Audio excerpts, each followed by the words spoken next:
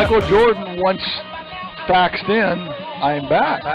As we know, last week I was under the weather, had a little bit of, I don't know, maybe the spring cold, the spring flu, which kind of led into vertigo, which was kind of brutal. And you had to do a solo show. And how was that, by the way? Well, we survived. Coach Mike McBride was here with me from Holy Cross College and stepped in, and his 30 minutes became 60. So we did fine. And there was no secrets. We just told him, said, Heck's flat on his back. He's got vertigo. Feel sorry for him if you need to. Well, so I just got to know one thing, John. So Johnny B. Good, our producer here, was doing the Detroit lean a few minutes ago. Want me to do it again? Please try to keep the camera straight. Yes, yeah. But yes, so before I renegotiate my contract for next August, should I renegotiate, or did those guys handle this by themselves, or is there a place for me still on this show? You and I need to talk. We need to renegotiate your contract. It wasn't the same without Heck. We'll put it that way. It was a good show, don't get me wrong, but we need the Heckster. We need the Heckster. It was a little more subdued, wasn't it? Yeah, we were kind of just calm and chilled out. We stayed on task, and even when our banner fell down about halfway through the show, I didn't put enough tape on it, evidently. Well, the tape boy didn't do his job. Tape on brick doesn't work real well compared to whatever it is here. We're in a different part here at Bar Louie tonight, this Tuesday night, and it's summertime up here, and this place is packed. Yeah, we got to give Bar Louie a little love now. They have hosted our shows. For the whole first series here since late August. They're great. The servers are great. The atmosphere here is awesome. The food is second to none, and it's just a great place. Next August, when we do this, we'll be a little more organized. We'll get some more, maybe emails out to some people. Maybe we'll get some of our listeners, some of our fans to come in, and we can hang out and have a little fun. I know it's a lot more fun when we have people on the set with us and things like that. Yep. So, hey, let's just get right to this thing, man. So I'm gone. I'm laid up a little bit, and the IHSAA puts in a new rule. You think I think that happened on purpose. What do you think? No, I think that did happen on purpose because they knew I would call and say, what's the story here? But I do like this new rule. Do you like the new rule? I like the new rule. I think it takes away getting in foul trouble early in the game, and then that penalizing you for the whole first half. So the new rule is this. There's no 1-and-1s anymore. It's 2 shots, and it's after the 15 foul. So you shoot on the 5th one or the 6th one? You shoot on the 6th one. It's after 5 team fouls. 5 team fouls on the next one. So you take it out of bounds on the first 5 if it's a common foul. Now if it's a shooting foul, you still shoot. No, straight up if it's a shooting foul. Right. Yeah. But then after each quarter, it resets again.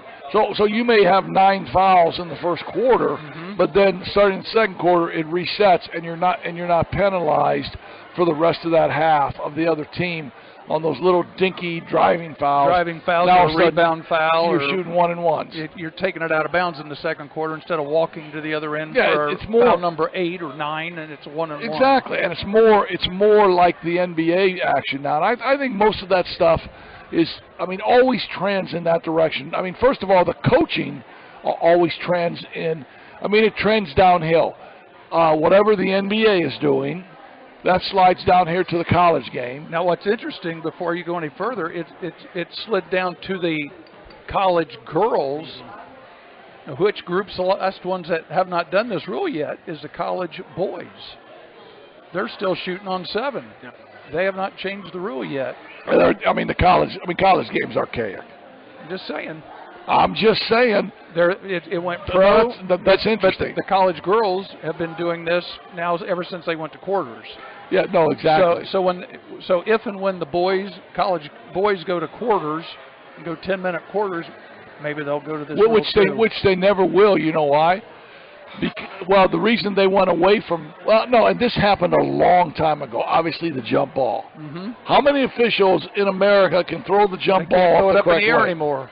No, and the kids can't jump anymore. Think they jump, they just knock it right out of his hand. Yeah, no, exactly.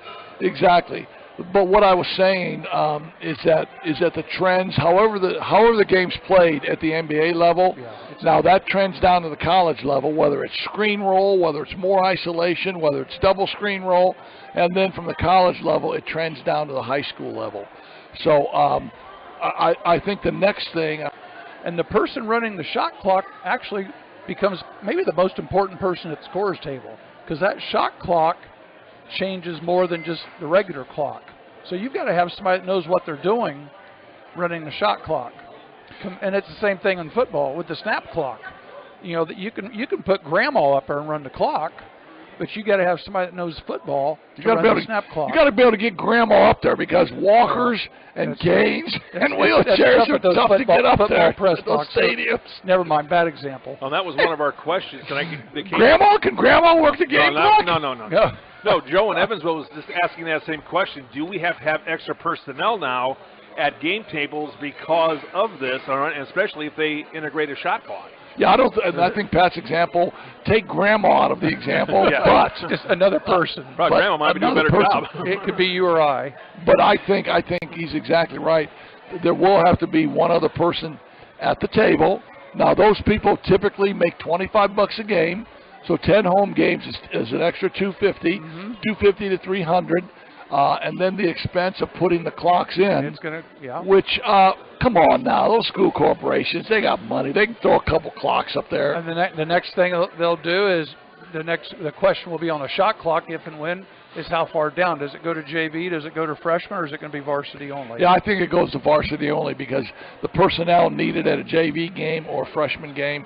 I mean, maybe a JV game because you're working the same night, but a varsity game for sure. Probably not a freshman game, only because of personnel, and a lot of freshman teams play in the second gym, right, at the school anyway. So be another shot clock you got to have set up, or the not permanent shot clocks, but temporary shot clocks at each end or something. But I think that's the next thing. And from a coaching standpoint, what that would take away from me was strategy, because with the good teams I had at Anderson, much like the teams you had at Anderson, or at Adams. With good guards. Right. At the end of games, we would just run that four-corner offense spread like crazy. Them out, offensively. And make people foul us and live on the free throw line.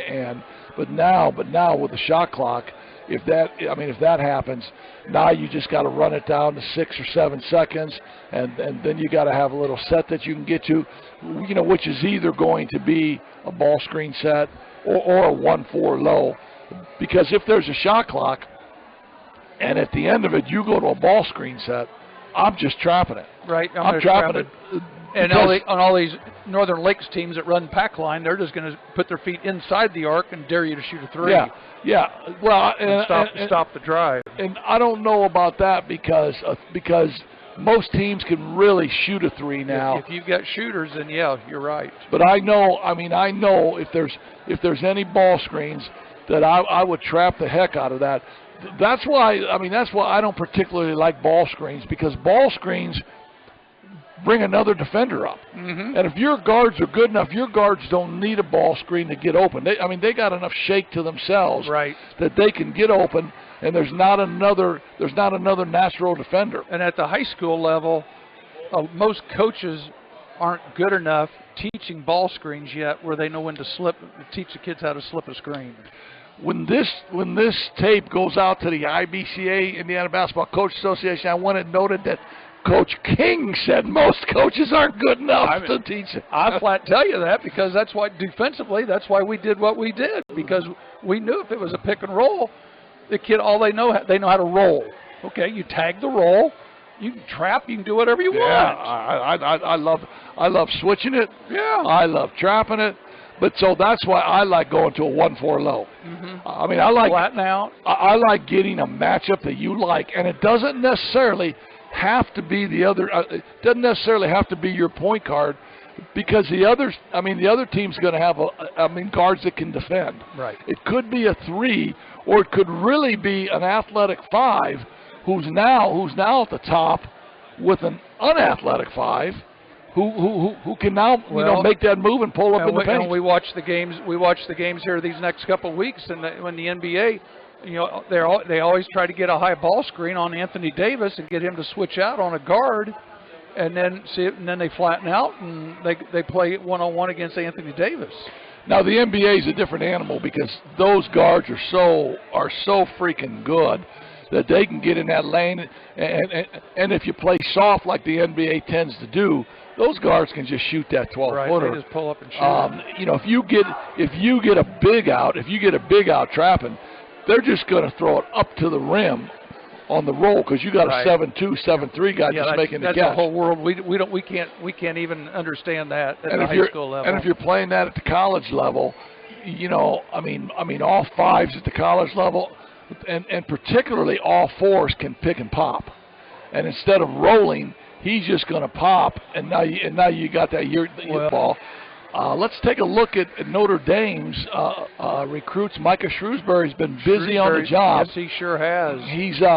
He's talked about. He loves recruiting. He loves being at Notre Dame, but his favorite thing in coaching is being on the court. And he can't wait. He can't wait to get on the court and start teaching. And I believe this summer there's a period where the kids can come in and there's some developmental time, some skill development that the coaches can spend on the court. But basically, he's been out trying to find a roster. He's got a couple kids coming back. He's got JR coming back. Right. And JR. I was looking at a proposed starting lineup for this coming season. They had JR, in the starting lineup. Okay. Which I thought was good, but 5 or 6 of the recruits that he has coming in, he's got a 6'10" transfer from Penn State named Kiba Njie. Now you give me your pronunciation on Njie. That's good enough. He has several Penn State people. Yeah, and this kid's a transfer. Started 26 games last year as a true freshman. Averaged about 4 points a game. So it's not like he tore the Big Ten up, but he's a 6'10" athletic kid. He was a freshman, I believe, wasn't he? He started as a freshman for him. He's got 3 kids. He's got 3 kids that committed to Penn State and have now followed Coach Shrewsberry to Notre Dame. Kerry Boots, 6'10". Player from Brewster Academy. He's the 49th rated player in the recruiting class, which is a good player. Yeah, I think he got him a couple Jersey boys. And he averaged about 11 points a game, 8 rebounds a game. He's got Logan Imes, the 6'3" guard from Zionsville, who scored 17 points a game for Zionsville. And Zionsville is coached by Jimmy Howe's kid. Yep, JR's down there, isn't he? J.R. Howe, Jimmy Jack Howe, long time head basketball coach in the state of Indiana. Was the head coach at LaPel for a long time. I basically grew up, with him. He was a year older than me, so we went out there and played at the Mills place there. Barnheiser and the Howells and Jerry Mills. Yeah, and Jerry Mills went to Manchester College with me. Small world, by the way, but So JR is the head coach at Zionsville and doing a nice job, and so Logan Imes then goes with Micah over to Notre Dame. I believe he had AAU ties with Shrewsberry's son. He did back when they lived in Lafayette. And speaking of Shrewsberry's son, Braden Shrewsberry was the 32nd ranked player in college recruiting average, and again 17 points a game in high school, and is noted for his shooting. Really good 3-point shooter. If he would have stayed in Indiana, he would have been an Indiana All-Star this year, without question. Northeastern or a Northwestern transfer, another guard, 6'3" guard out of Detroit, a kid named Julian Rofer, or something along those lines. Right. Julius Rofer averaged about 4.1 points a game at Northwestern, an all-state player out of Detroit. And then, of course, Marcus Burton, the Mr. Basketball. That's 6 recruits coming in And I believe Marcus had 3 or 4 Notre Dame guys actually on the roster. One was a walk-on, 3 scholarship players, including JR. Right. So now he's got a roster of 10. He's got to fill it out a little bit more, but he's on his way. He's on his way. Yeah, it's still May. To filling out an athletic roster. Right. And I don't use that term trying to be negative towards Mike Bray, but Mike Bray wanted to recruit certain type of players. He recruited like what we call basketball players. He did high basketball IQs and guys that weren't the most athletic but basketball players. Micah Shrewsberry's bringing in. Hopefully he wants to say they're basketball combinations, players, but they're big, they have length, they're long, and they're athletic. Well, people that can compete in the ACC. Without question.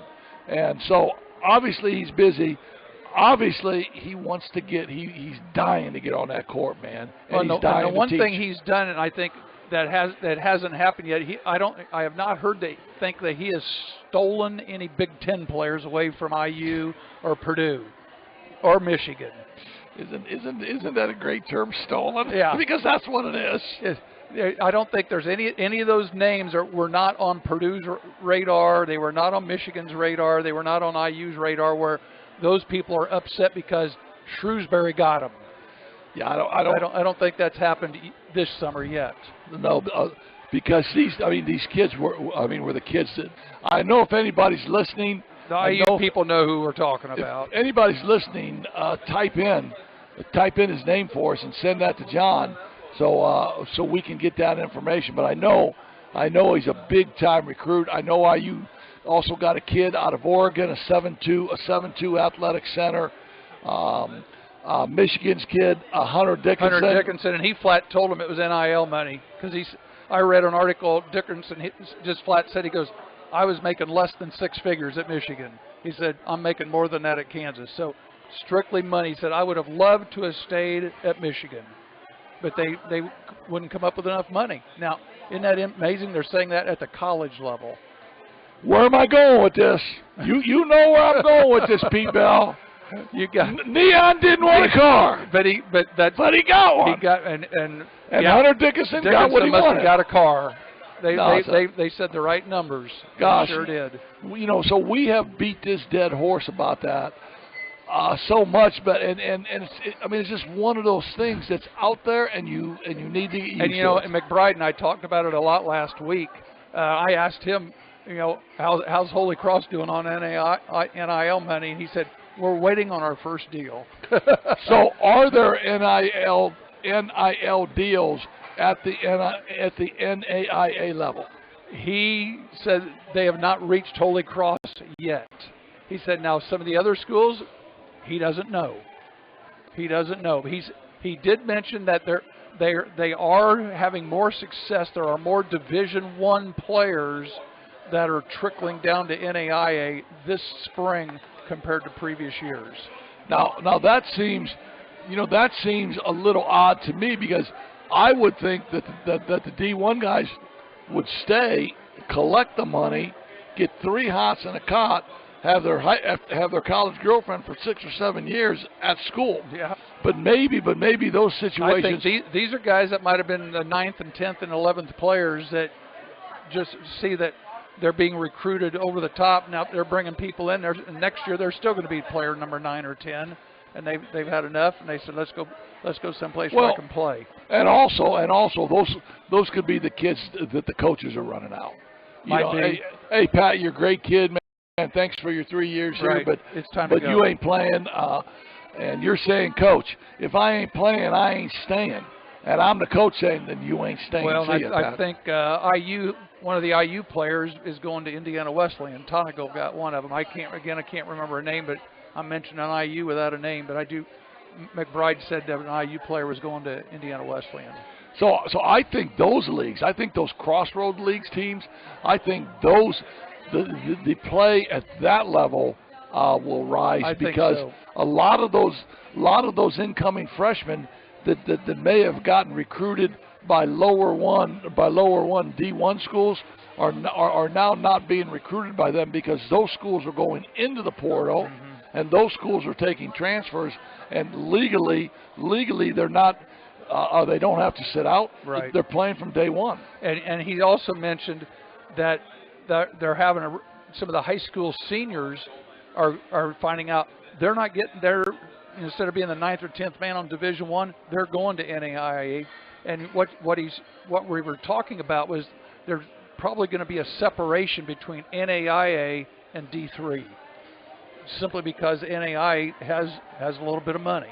Yeah, I think the fact that money's involved at NAIA is a natural separation because D3 is financial aid only. Yes. And what kind of academic scholarships or presidential scholarships those schools can give you. They can say that we're not giving you any scholarship money, but by the way, here's a presidential scholarship because you're a 3-0 student. And you understand that coming, yes. The days at Manchester College. Yes, I do understand that. Exactly. And one thing I wanted to bring up about that was, so Stan Doherty. I mean, you know who Stan Doherty is? Yeah. Longtime Indiana high school coach. Coached over at Goshen College. I've known him since high school. Exactly. Stan's from that area. He's an Alexandria boy. He's 2 years older than I am. So this sets up to be a great story, man. I was just telling this story today to Joey Bradburn, the new coach at Mount Vernon. Stan was an assistant coach at Taylor University this year. And Bethel plays at Taylor, so I'm doing the game. Okay. Now, back in 1976, Taylor and Manchester are playing for the semifinal game in the NAIA tournament. The winner of that game goes to the championship game, which gets to go to Kansas City. Right. So that's a big game. With 2 seconds to go, we're down 1. One of our players takes a shot. I get the rebound. I score at the buzzer. So we beat Taylor. Okay. And Stan Doherty was on that team. So he comes up to me. He says, "Heck," he said, "let me take you over to the crowd over here." I said, "Where are we going?" He said, "I just want to show you a couple guys." So he told me who this is. And they all go, "Yeah, that's Heck, man. Heck ended our career." So he's still rubbing salt in the wound. Heck ended our career. And one of the guys took me aside. He said, "Heck," he said, "when you got that rebound, you fouled the living crap out of me." No, I didn't. I said, "What?" You just got to block up. I said, "What are you talking about? If I fouled you, they would have called the referee's not going to blow a whistle with 2 seconds left. But that was, seeing some of those Taylor players, and then seeing Stan and Sparky Reneker and all those guys, Jeff Meyer. So I looked up the box score. Jeff Meyer had like 8 points. Sparky had 21. It was just really cool to relive that and to know that. Well, that's interesting because Stan basically ended my sophomore year in high school because Stan was a senior at Alexandria when I was a sophomore at Anderson, and that was our ugly year when we had 6 sophomores on the varsity. We won 3 games, and they beat us first game of the sectional in the Wigwam, which it'd been like 10 years since Alexandria had beaten Anderson. And then Ellick they lost a close game to Madison Heights that year when they had Bobby Wilkerson. Madison Heights went to the state finals, and they had a tough time beating Ellick. So, Stan's a wonderful kid. His son, Travis Doherty, played at Alexandria, also was a long-time Indiana high school basketball coach. Travis has coached a long time, too. That's right. Over at Chittard High School. Mm-hmm. I think Travis coached maybe at Mount Vernon for a minute, and now is running some basketball skills, drills, and things like that in the Fishers area. But speaking of coaches now, Penn High School. Penn High School has a new coach. Hires Barack Coolman, the head coach at Valpo. And at Valpo, he was head coach at Valpo 8 years, had great numbers, man. 151 and 56. That's big news. That's right. 151 and 56, 6 sectional titles, 620 win seasons. Had been at Fort Wayne Northrop prior to going to Valpo. At 7 years, won a lot of games. So he's done well for himself. In 15 years of coaching, he's 253 and 118. But here's the goofy part about Barack.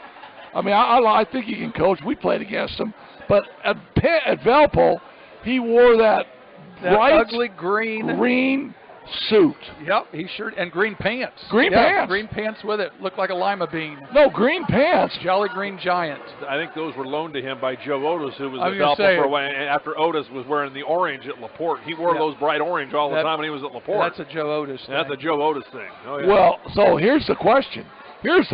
When he goes to Penn, what's he going to wear? Is he going to wear a bright yellow suit? Is he going to be an all gold? An all gold suit? I've heard that they're trying to get him an all gold suit. Ooh. Because the girls' coach can get him an all gold suit somewhere. Christy, because she's got some gold she wears from time to time, as you know. Well, Al had his game jersey. He had his, the same pants, the same sport coat, the same shirt, the same tie, every game. He had his game jersey. Andy would always pull his belt, pull his pants up by his belt and stuff. So Al was a legend. Had a great team this year, 28-2. Of course, has Mr. Basketball. Gets beat in the semi-state, but he had a great year. But so listen to these numbers in Penn's program this year. Why wouldn't you want the head coaching job? Why would you not want to go? Yeah, 70-3. The varsity is 28-2. The freshman is 22-0, and the JV is 20-1. JV lost one game.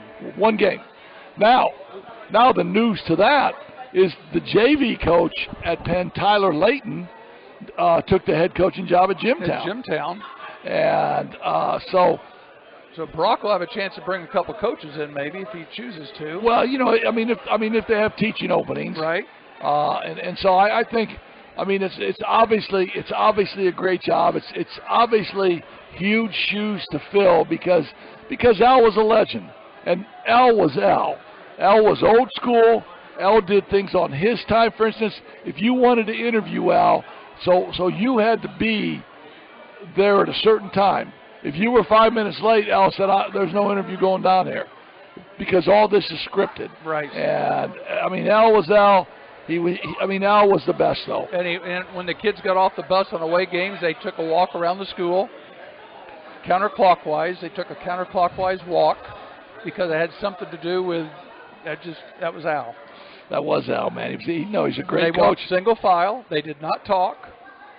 Even at the Elkhart section, I sit there, I watched them get off the bus. They got off the bus and turned left instead of right. When we were over there at the Michigan City Regional, saw the same thing. We were sitting up in the gym, and we were heading to the hospitality room, and there's the Kings in a straight line like they were elementary kids. Just shut up. That's just walking through. Same thing as football teams walking two by two from the locker room out to the field. Yeah, so as we know, that's all old school.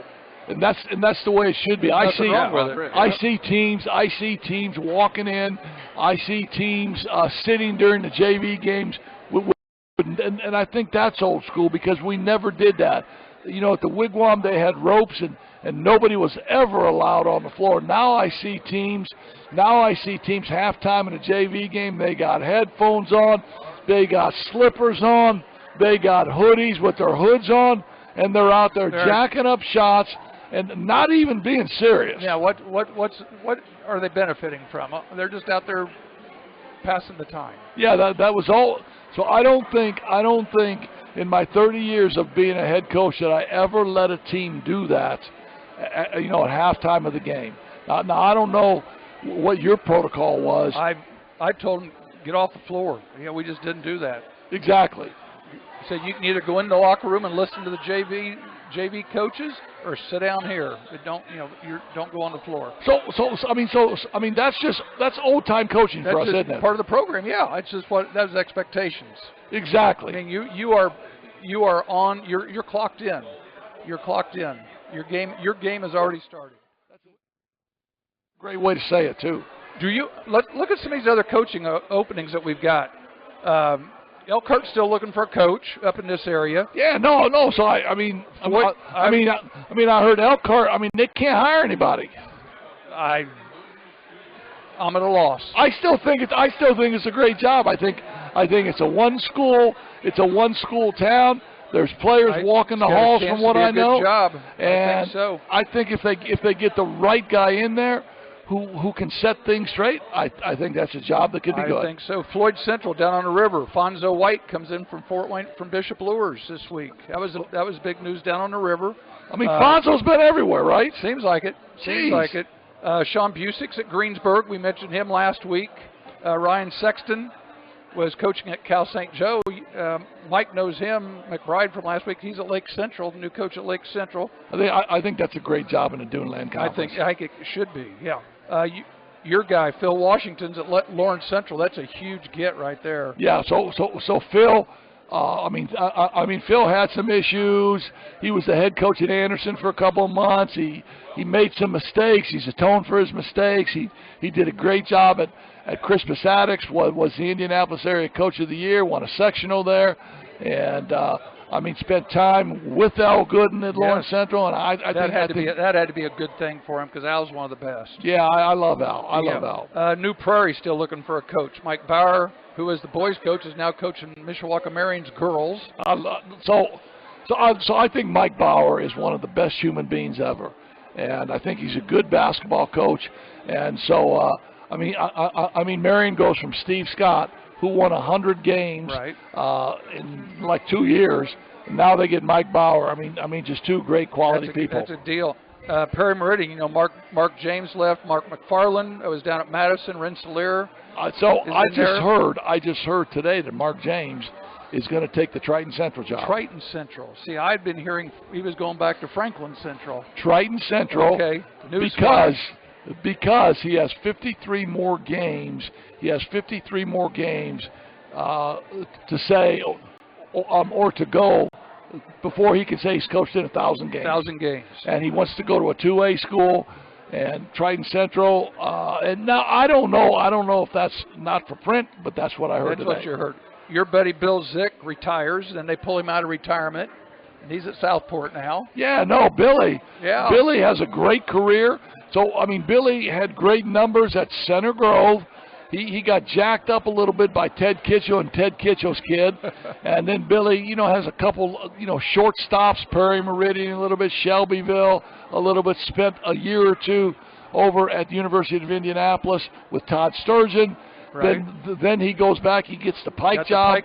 He stays at Pike for, I don't know, maybe 13, 14 years, wins a ton of games, has great players. And says I've had enough. I'm going home. I've had enough. I'm going home. And I know Bill loves his wife. His wife's a wonderful lady named Janet. So I know it's not because he wants to get out of the crib, but a month later, Southport calls. They call him. And he says, "Yeah, man, I miss coaching already for a month." And so then he goes back. Pike brings in one of the Tiggs. Brings in Jeff Teague. And Jeff Teague's father, Sean, an old Anderson Indian, as we know. Yeah, he's one of my sisters, was a classmate from the late 70s. So Sean was an assistant coach over with Bill Zick on the Pike staff. Okay. So that'll be interesting to see Sean and Jeff running that program. Right. Keep going, man. Rushville. Kerry Brown is going back to Rushville. He'd been at Connorsville. He was at Rushville, Connorsville. He's going back to Rushville. Okay, so you know what that tells me? Can't get out of the neighborhood. No, you know what that tells me? What's that? NIL money. NIL money. When I see that. Rushville wants him back. When I see that, I'm saying Rushville floated a few bucks here. I think so. There. And Rushville wants him back. And Kerry's a great coach, by the way. He's a good guy. He's a good guy. He's a great coach. Craig Teagle, we mentioned he went down to New Albany and Huntington Cross. Wow. Yeah. Well, Chris, who played for me, by the way. At Holy Cross? No, he played for me at North Miami. Really? 30 years ago. Tommy Robbins. Yep, his dad's a minister down at. When you go down and you see the sign that says Mexico, turn left. There's a church right there on the west side of the road. Yes. That's his. Wow. That's Tommy Robbins Sr.'s church. Wow. Chris Byers goes back to Warren Central. Saw that, yeah. Chris Byers goes back to Warren Central. He was state champs, undefeated. Lou Lefevre. Crazy Lou. I mean, there ain't no other way to say it. Are we allowed to say that? You can be nice, but Crazy Lou. We mean that as a compliment. Yeah. And Lou knows that. Yeah, no, he's a great defensive coach. He's a mad scientist. He's headed to Wawasee, man. He's going to try and work his wonders at Wawasee. Wawasee You know, I mean, Wawasee from year to year is always going to have a player or two, but they just never. The Northern Lakes Conference, I don't know if they're ready for him. No, exactly. But so as we named names off, and as we got into this a little bit, there's still probably 50 more jobs open. Yeah, there's jobs open. And I've just mentioned some of the people that we know. And they'll fill these. So Stacy Meyer got out. He's just going to be the athletic director only. So Stacy's going to have his hands full with Sean Busick too now.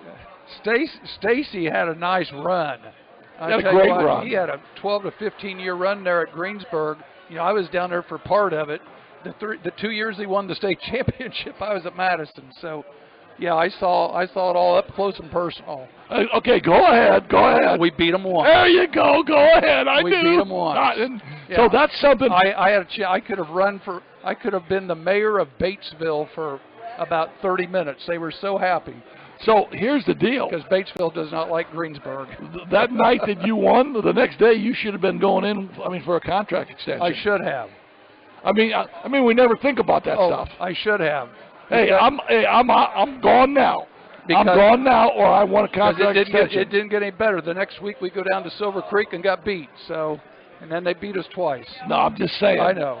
I should have, would have, could have. The athletic director job in Mishawaka High School gets filled. I want a Bethel College assistant coach. Yeah, but I owe it to the public to state this comment, right? I did apply for the athletic director's job. There you go. And an in-house applicant. Okay, I did not get an interview. And it was explained to me. In terms that I could not understand, to be honest with you, man. Like, they were talking Japanese to me. And I said, stop. I'm in-house. I mean, you couldn't even, and you didn't even call me to tell me. I found out through the side door, and I touched base with you. You couldn't even tell me. And so, at the end of the day, I'm not so sure how much I was in love with being an athletic director and working 24/7, but the fact that I just kind of wanted to talk about it, share my ideas a little bit. Sure. And there was, the respect level was obviously not there. Well, that's one of the things. I had my principal's license in 2003, but I never used it. And everybody said, why don't you be my principal? I said, because I don't want to deal with all these people. I said, when you're a basketball coach, you've got this group here, and if you don't like them, you cut them and send them home.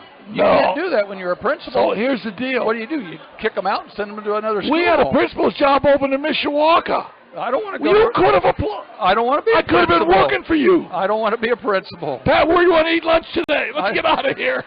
We could use you at Clay. Let's get out of here. I don't want to be a principal. That means you got to deal with every student and every set of parents and all those people downtown and the staff. Yeah.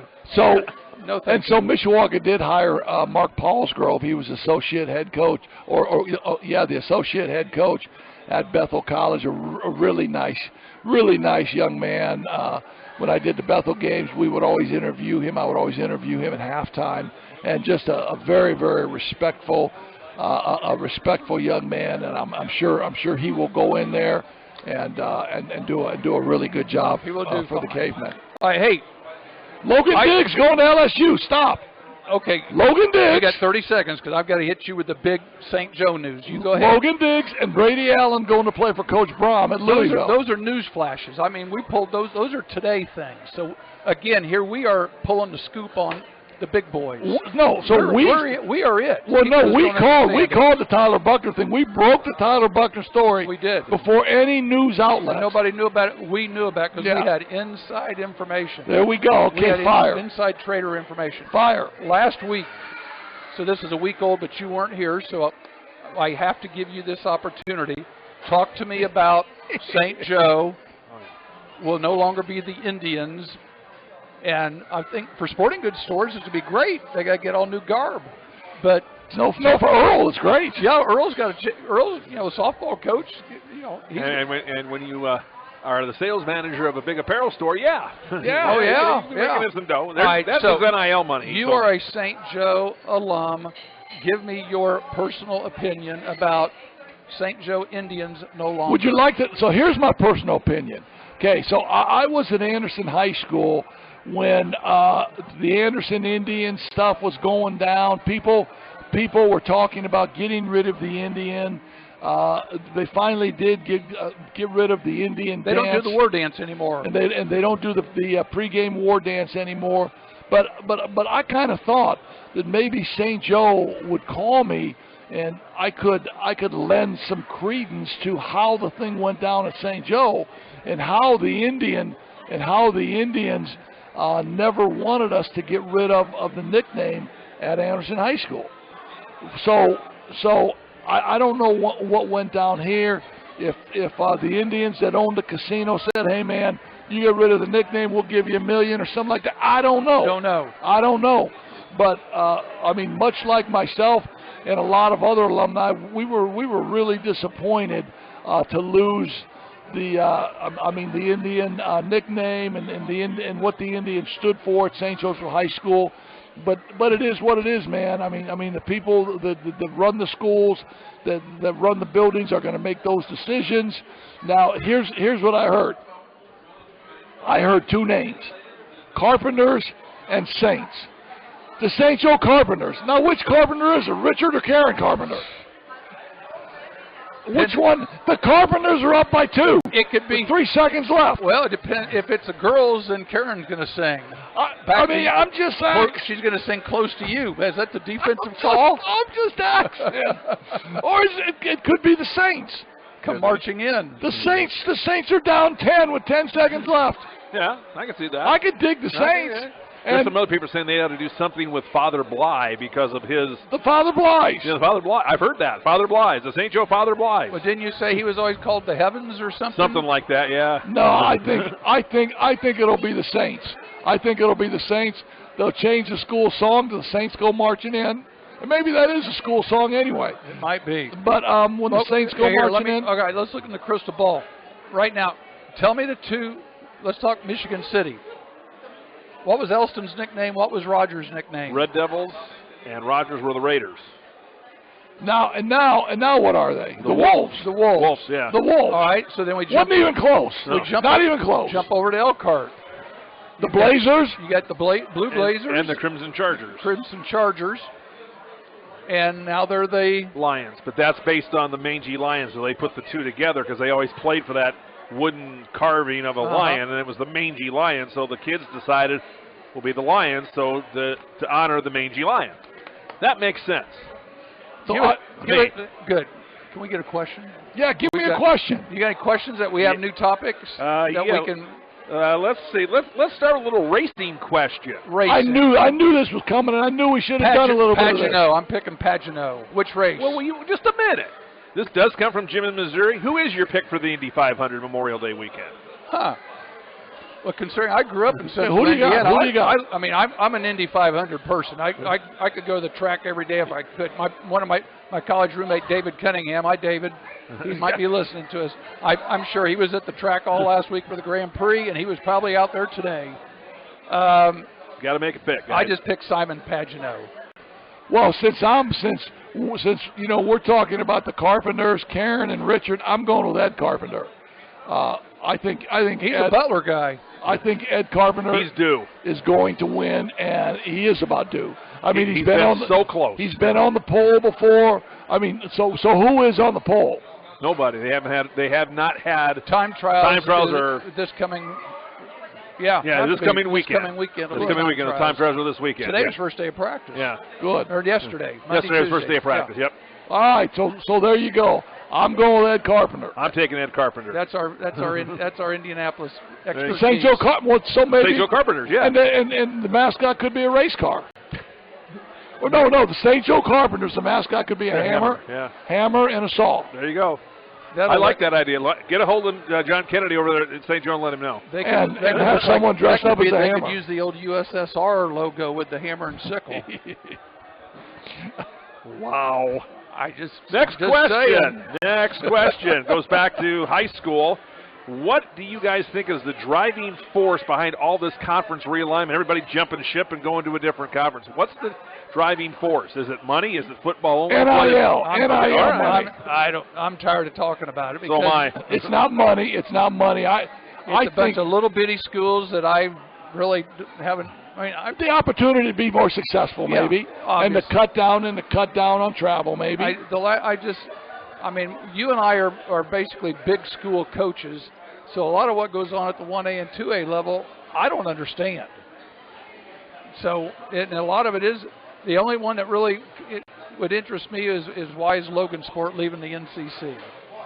There are a lot of upset people. So what league are they looking to get into? They're going to the Hoosier. They're going to the Hoosier with Lewis Cass and Northwestern. Yep. So even McBride mentioned they're going from being, the bottom down here, trying to, up here. Now they're going to be the biggest school. They're going to be the only 4A in that conference. I am ecstatic about Logansport getting out of the NCC because You historically didn't like going to the Berry Bowl anyway. historically speaking, you had the sheriff, the police chief, and one of the custodians. And one of the custodians reffing the game when you played at Logansport. Now, and I don't care if the people from Logansport are watching this. There are a few. I stand by that.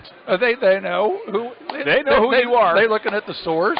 Oh, yeah, because they know we've done some Logansport stuff, and it's been passed on that you guys are doing this, so there are Logansport people who wanted your opinion. And whether the team's coaching at Adams, we went down there. We played at the Berry Bowl. Matter of fact, people at the Berry Bowl, I will tell you this, the reason you have railings on the bottom bleachers on the sides is because my son is the one that fell out of the bleachers back in the 90s. Oh, geez. And cracked his, broke his head open. So did you sue the corporation? No. Okay. But I can guarantee that the very next year, they put railings up because there's a gap about that far between the wall and the bleachers, and my 2-year-old went boom, straight down. Hi, Scott, by the way. Well, so I'm just saying, I'm clapping because that trip to Logansport and the fact that you didn't, that the officiating was always going to be terrible. And I got no problem saying that, okay? If the Logansport people are upset at me, cool. They shouldn't be upset at you because you do a great job of broadcasting games. You're a first class. Your company's first class. So they know where we're be upset at me. And Go ahead. I played in the old Berry Bowl downtown by the grocery store. All right, next question. What do you think South Bend Community School should do with Clay since the school will close in 1 year? What should they do with it? Well, once it's closed? Once it's closed. Sell the building for $1. Okay. To sell it to the Career South Academy. Bend Career Academy. But so I think that's jive too. I love using that word jive. We said jive back in the 70s. Just like the Detroit Lean. I think that's jive because you can only sell that for $1. But that's what the state says that if a charter school comes in, you have to sell it for $1. That's jive in my estimation. And so really what I think maybe it should be used for, and I don't know if it will be, a career center, whether they would break it down into a freshman center.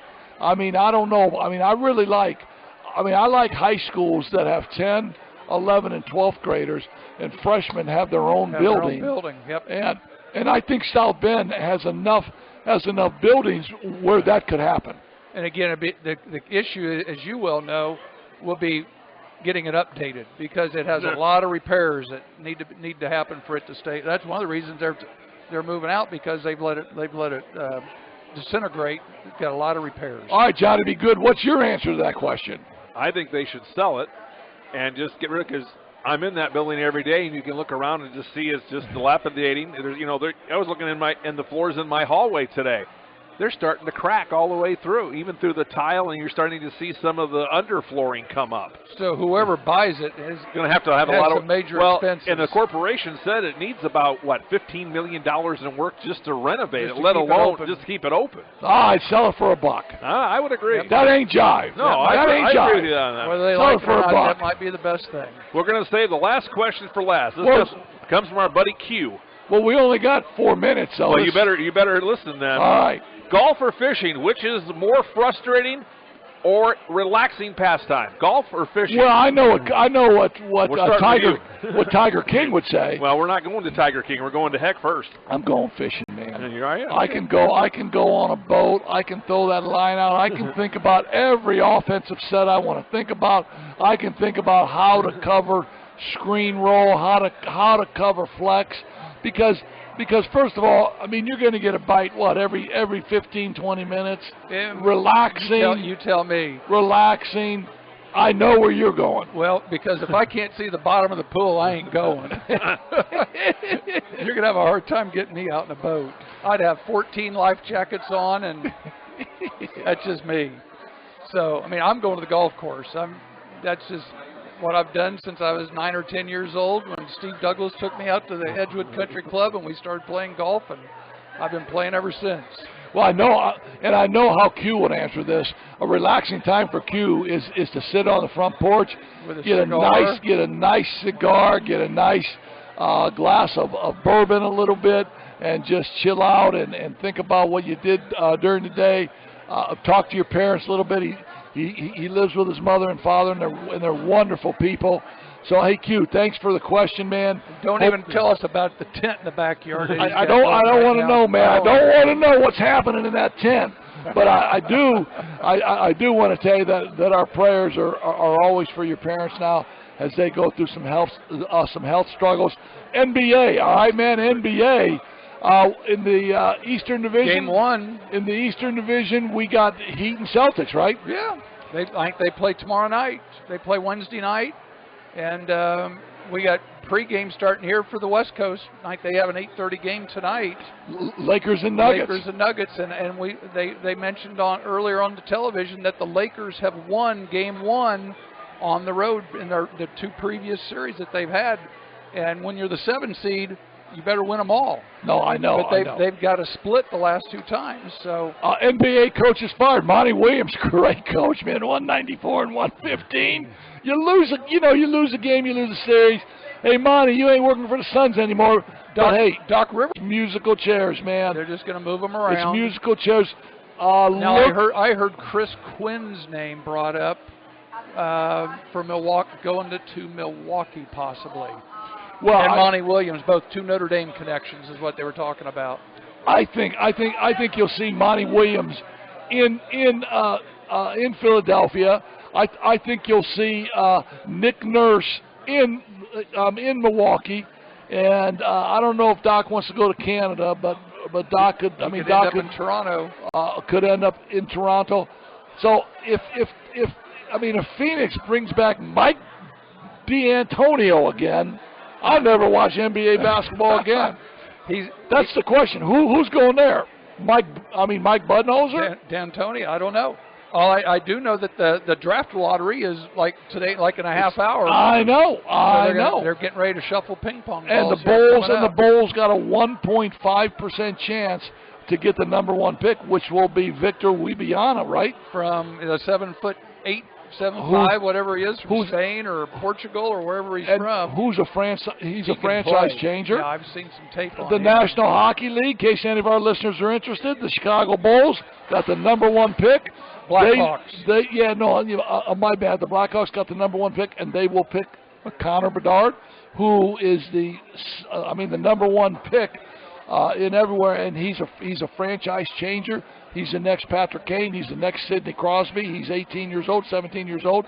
He's going to Shy. Shy is back in hockey. You're going to have to be. I'm just saying. Hey, guys.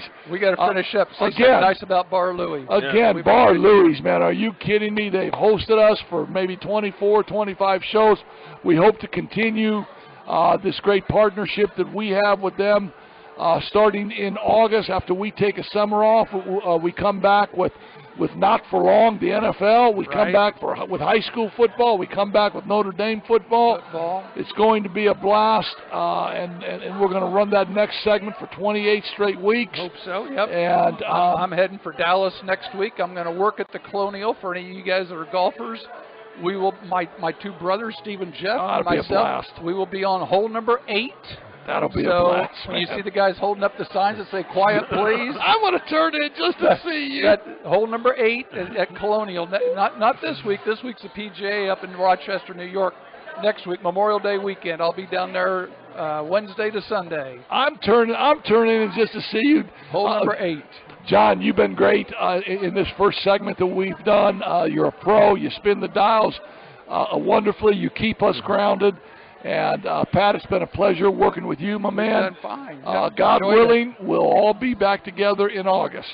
That's the plan. All right, guys, Thanks, thank you John. very much for all your great efforts in the last 28 weeks.